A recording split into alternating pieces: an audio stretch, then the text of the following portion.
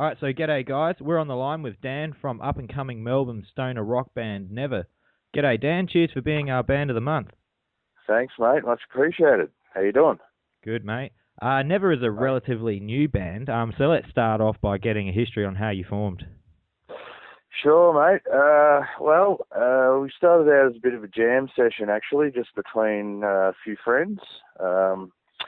The band consists of members of Painkiller, current and ex-members, and Dreadnought, and Red Sky Burial, and one of my other mates who I used to play in a band with years ago, Wilsey's on bass, so we just all started getting together on a Monday night and having a bit of a smoke and a bit of a jam. And it's pretty much where it started.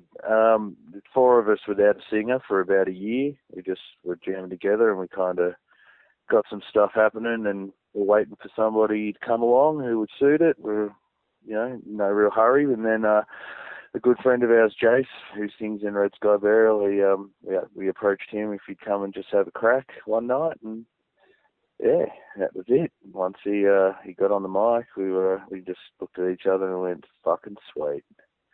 So yeah, it's been a lot of fun the whole way through, and yeah, it's kind of pretty exciting, man. For me, it's sort of totally new ball game for myself, sort of musically, and I don't know, just the way the band operates and what we're doing. It's sort of pretty cruisy, and yeah, just like the music itself, I guess.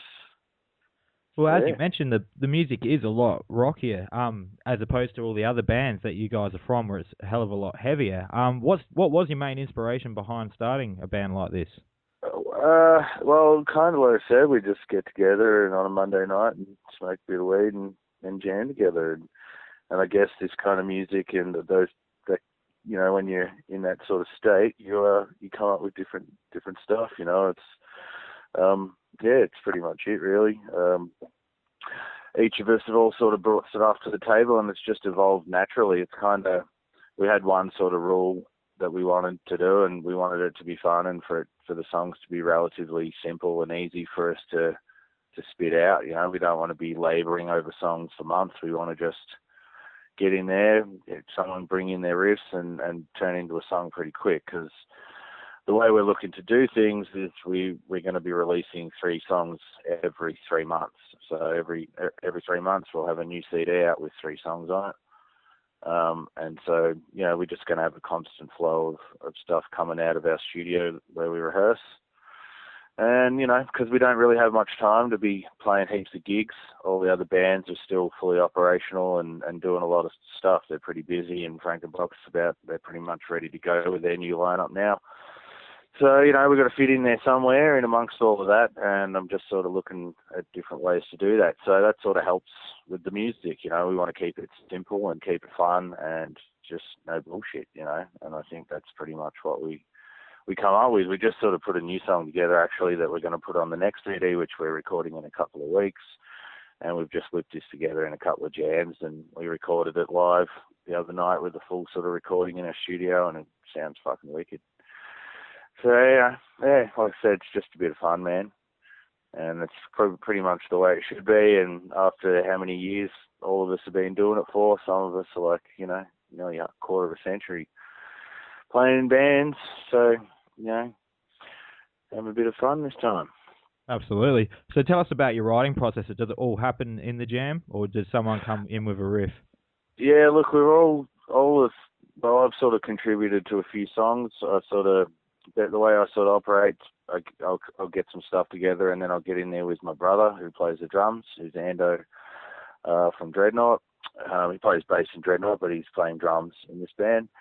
And me and him will get something happening and probably get a full song structure down and record it and give it to the other dudes to have a listen to, and then we'll come in and jam it. Whereas Asler doesn't have as much time as me, so he sort of brings his riff sort of pretty well written to the table, and we all learn it. And then Jay sort of brings his stuff in on the end. And same with Wilsey, the bass player, he's brought in a bit of stuff. So everyone's sort of contributing. And we just sort of, the main work gets done in the jam room, man, where it should be. So you guys have already released a debut demo. How's the response been to that? It's been really good. Yeah, yeah, we've been a little pretty surprised, I guess. Yeah, we were just thought of this as a bit of a muck around thing until Jay came along. So we kind of had a gig booked and our first show, and I was like, well, I want to get something out for people to hear. So we had a couple of songs that were kind of only supposed to be at demo stage. We were going to record a couple more times before we released anything, but this gig came up, so I said, well, I'll just give this, what we've recorded, to our producer, see what he does.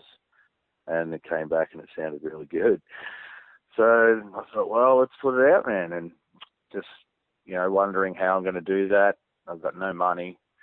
So how do I do that? And I remembered that a friend of mine had a whole bunch of blank CDs. He's got boxes and boxes and boxes of these things. And I asked him whether or not what he was doing with them and whether I could get some from him. And he's given them to me at a ridiculously cheap price. And so I'm like, well, fuck it, I'm just going to make these CDs and I'm just going to send them out to people. I'll ask people to send me the address, and I'll send out 5 copies, and they can keep one and give 4 to their friends, or give people who might think they might like it. So we've kind of been doing that for the last few months, and the response has been really good. I mean, obviously, when you're giving people something for free, that helps, but it also a good indication that what was on those CDs was worth listening to. And I think, the response has been really good. Obviously, we've kind of got a bit of a head start, considering that all of the bands are well-established bands, and we've sort of were able to get the word out pretty quickly. But, apart from that, I think the songs are really good and people have responded well. And it's been nice, man. We've been getting people listening to our stuff that probably would never have listened to our other stuff, especially we're getting a lot of older people that have been digging the music, which I have absolutely no problem with whatsoever, purely because those people grew up in an era when music was actually fucking good. And to get kudos from people in the old generation means a lot to me, man, so that's been really good. So, like I said, we're just about to put out another one with another 3 songs in a couple of weeks before our next gig, which is on the 12th of December. And, everyone that's already been sent out a copy, or the 5 copies that gave me their address, is just going to get automatically sent the next one. And we'll just keep the word spreading that way, doing it really old school, man, just word of mouth through CDs instead of relying just on the internet. I think that a lot of people do that these days, and I think that it's kind of the way things have just gone. But I'm trying to bridge a gap between that missing link, between something more tangible that people can actually have and hold and listen to. I still think there's great value in that. The problem being is that it's hard to get people to buy albums these days, so as much as you want to do that, you want to put your stuff out on CD, it's becoming increasingly more difficult to do that. So I'm hoping with this little idea of mine that I can sort of sidestep that problem and still get CDs into people's hands, and hopefully the word spreads that way, and then, we'll try and make money through gigs and through selling T-shirts and that, But obviously money's never been the reason why we do this by any means, We all work jobs and have lives and kids and families and shit. So, that's still something that's incredibly important to us, but we're always doing it for the love. That's all there is to it.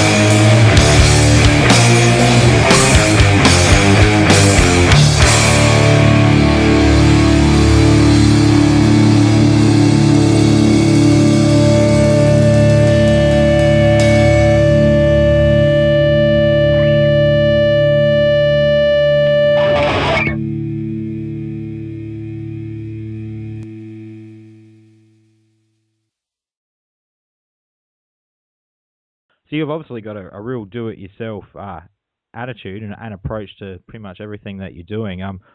Obviously there's a plan behind it, but is it something that you also find enjoyable doing? Very much so. Very much so. I've pretty much uh, been somebody who's done things myself since the very first demo that I ever made when I was in a band when I was 15 years old, and we went to a recording studio and got our shitty little demo made, and we'd get copies duplicated and we'd make the covers. And back then it was I'm sounding old here, but it predated scanners on computers. Even we had to cut and paste together our little covers and photocopy them and make our little demo covers that way. And I started out doing that, and I've always had a hand in that aspect. I believe in that no one's going to do a better job than you if you can, and you learn how to do things yourself. And over the years, I've learned how to use Photoshop properly. I've learned how to use video editing programs properly, and I'm starting to learn how to record my bands properly now. The stuff that we're putting out's been recorded at our studio that we set up ourselves with no money, just pieced it together for the few bits and pieces that friends have helped sort of lend and donate us, and we've put together this thing, and now we can produce our music at practically zero cost, or for a very small amount of money. And that's purely out of necessity, that we don't have any money. So you become more industrious that way. And, the amount of money that I would have saved from having been able to make my own film clips, do my own artwork, make my own CDs, print my own T-shirts. I don't need to get anybody to do any of these things.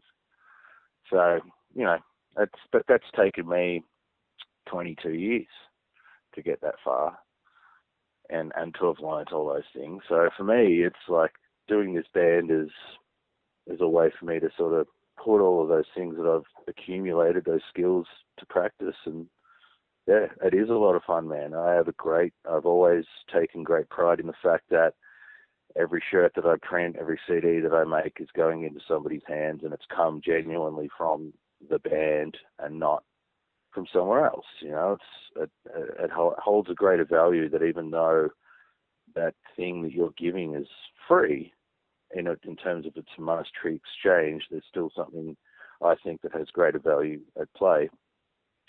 And that's what good art is, I think a lot of people forget that music is an art form and it's not a business, and that the business side of things really has destroyed the art form to a degree, not completely, of course, but I'm always interested in artists, particularly that take control of their art. Henry Rollins has a massive influence on me. Always has been. I wanted to be that man when I was like 15 years old. went and cut all my hair off. I know a few people that did. I went into the hairdresser. One of the few last times I actually did, when I was about 16, and I blue tacked up a poster of Henry Rollins and said, "Make my hair look like that." That's how much I love that man. It makes me sound like a complete douchebag, but I was 15 years old. So that's how much a guy like that has had an influence on me. He's an amazing dude who's got his own record label and his own book label, and he does everything himself, and he's a completely self-made individual.